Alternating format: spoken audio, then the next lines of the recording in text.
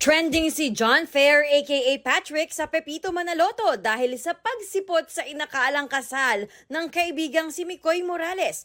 Nagpunta kasi siya sa venue noong January 3 dahil sa akalang ito ang petsa ng kasal sa invitation. Yun pala, deadline yon para sa RSVP o pagkumpirma kung dadalo o hindi sa kasal ni Mikoy sa Marso. Nakita ko kagad yung kinakasal.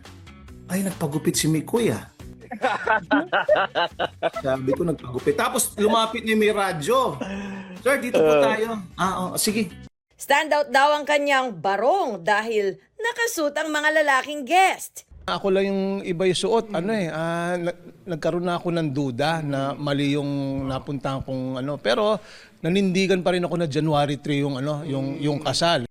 Nakumpirma lang daw niyang na Patrick siya in real life nang tawagan ang kaibigang si Charis Solomon. Sabi ko, mukhang napipito ako. Sabi, bakit? Umattend ako sa kasal ni Mikoy. Sabi sa akin, Tay, sa March pa yan. Nadali. Dahil din sa pagiging super early bird ni John, marami na raw kumukuha sa kanya bilang ninong. Sobrang pruweba yun talaga na maaga ka laging dumating. At di ka nalilate.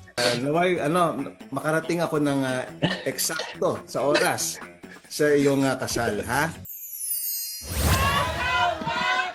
Anton Vinson sinorpresa ng Sparkle GMA Artist Center after his exit sa bahay ni Kuya. Dumating din ang kaibigan niyang si Allen Ansay, naka-love team ni Sofia Pablo na nasa loob pa ng bahay.